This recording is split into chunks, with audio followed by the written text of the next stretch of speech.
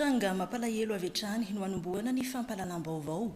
Mpisolovava iray no niara nidatroka sy nivondro ary fampitahorana tamin'ny alalan'ny fitaovam-piadiana androany vao maraina teny Antanimena. Nisy fifamolanana vokatry ny lozam-pifamoivoizana tsy nahatratrarana olona teo amin'ilay mpisolovava sy vondron'olona maromaro. Zanaka manambonahitra jeneraly miandraikitra ny filaminana eo anivon'ny fiadidian'ny primature niray tamin'ireo namono ilay mpisolovava. Nametraka fitoriana avy hatrany ny holavitry ny mpisolovava fanadiadiana. Vao mangiran-dratsy manakaiky ny toeram-pialambony iray teo Antanimena no nitrangan'ny ny famonoana mpisolovava nataony ny vondron'olona mitam-piadiana. Raha izao hitantsika amin'ny horonan-tsary miparitaka amin'ny tambazotra tserasera ity, dia ity lehilahy iray miakanjo mena ambony amin'ny sary izay mpisolovava no narahin'ireo andian'olona mitambasy ka isan'izany ny zanaka manamboninaitra misahana ny fiarovana eo anivon'ny primature izay raha mifantatra dia mipetraka amin'ny Marseille fa manao ny fialan-tsasatra eto Antananarivo. Rehefa nianjera tamin'ny tany ary nandohalika ilay mpisolovava ary nifona dia natomboka izy telo lahy ny fampijaliana sy famonoana ary ny opa.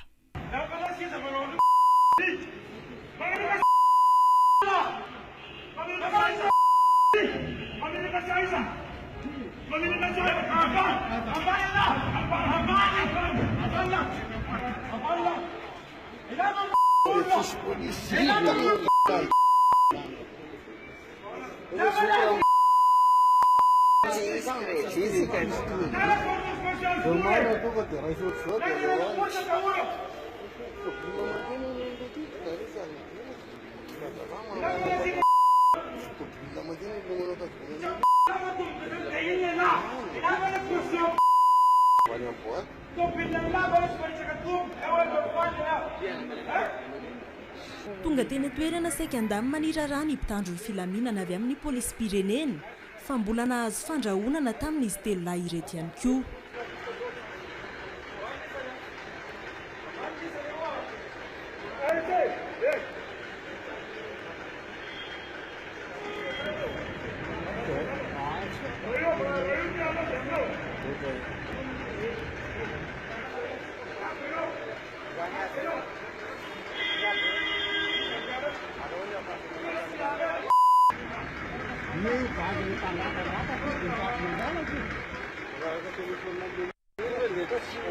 Raha ny fampitam-baovao miaramila ilay lehilahy mitanabasy amin'ny sary ary zanaka jeneraly miandraikitra ny filaminana eo anivon'ny fiadidiana ny primature.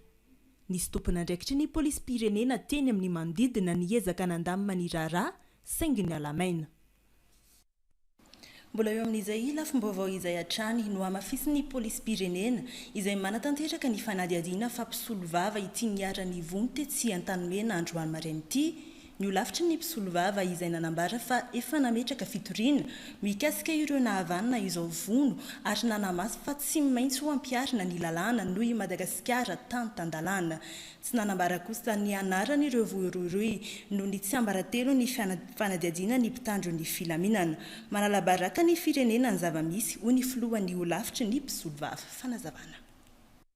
Androany ihany dia efa nametraka fitoriana n'ireo telo lahy navandoza teny anivon'ny fitsarana ny holavitry ny mpitsara ary nanamafy fa tsy maintsy ho ampiarina amin'ireo navandoza ny lalàna.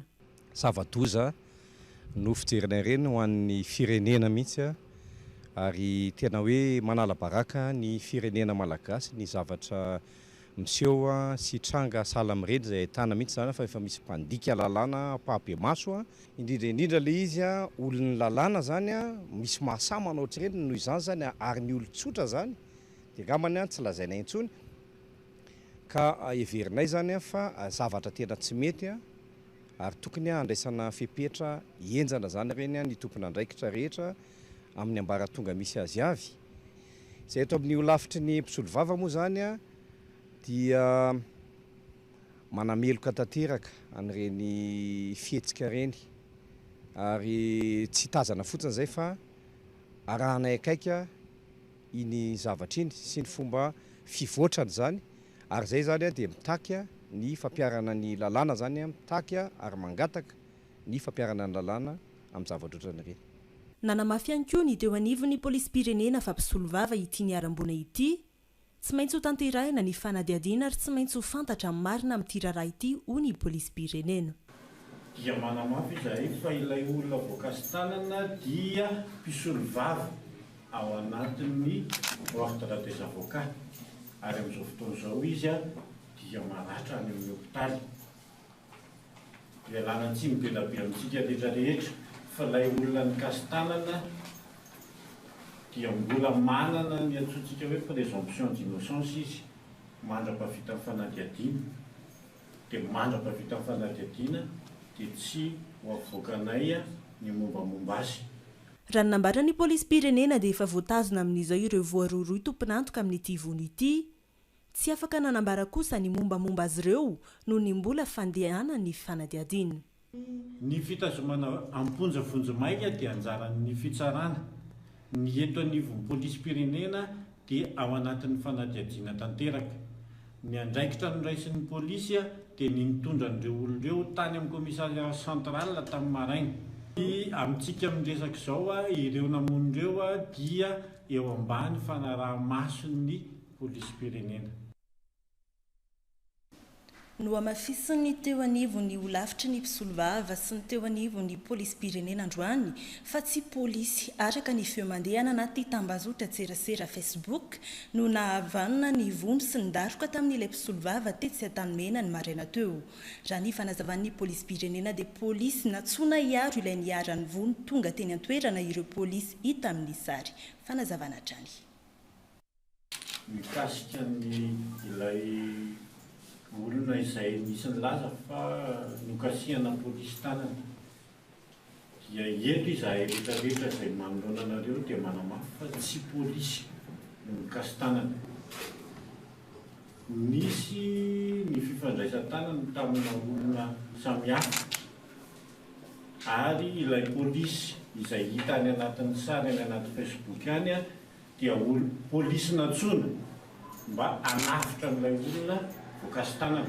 Ary amafisina etona araka ny voalaza teo zany fa rehefa natao ny recoupement dia hita tokoa fa tsy polisy ireo olona nanao an'ilay fikasihan-tanana. Izay moa tsy miditra lalina amin'ny mbola handeha ny fanotorana fa ny fanotorana no ilaza ny hoe iza marina ireo olon'ireo fa dia manamafy izay mitovy amin'ny teny eto amin'ny polisy ny amin'ny hoe tsy polisy tokoa ilay olona nanao ireo olona nanao fikasihan-tanana fa ilay polisy tonga teo toerana izay mandehandeha any anatin'ny tambazotra tserasera any dia polisy izay natsona mba amina intervenir amin'io fisin'ilay toedrarah io. Fa andro amarena ihany dia nandefa afatra fampitahorana sy fampihorohorona ireo rehetra manaparitaka ny horonan-tsary nahitana ny famonoana nitranga tesy Antanimena ny iray tamin'ireo telo lahy mitondra basy sy namono ilay mpisolo vava. Naneho ny fahavonona ny hiaro izay mametraka fitarainana sy tandindomindoza ny fahafahana eny amin'izy ireo ny polisy-pirenena. Andinindiny makasika izay ary.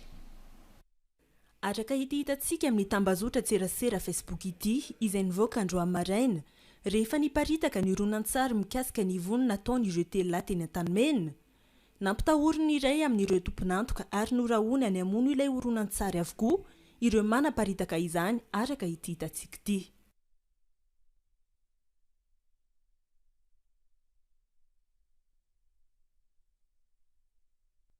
Nanamafy ny polisy-pirenena fa afaka miaro ireo izay mametraka fitarainana eny aminy fa tandindomindoza ny fahafahany sy ny fahalalany.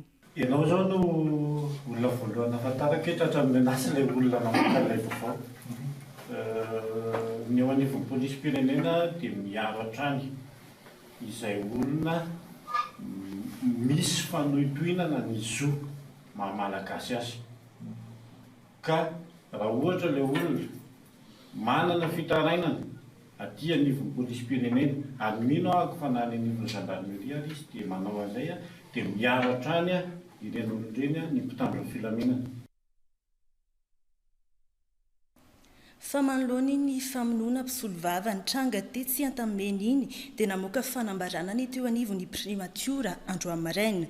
Ny primatiora izay manameloka ireo fihetsika baribary sy tsy azo ekena na inona antony nitranga tetsy Antanimena androany.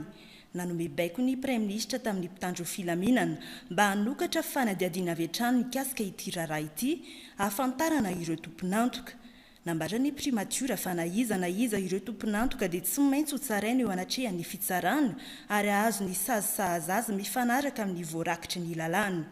No amafisin'ny primature fa tsy azo ekena na inona endrika fifampirarahana anafahana ireo tomponantoka amin'izao raharaha izao.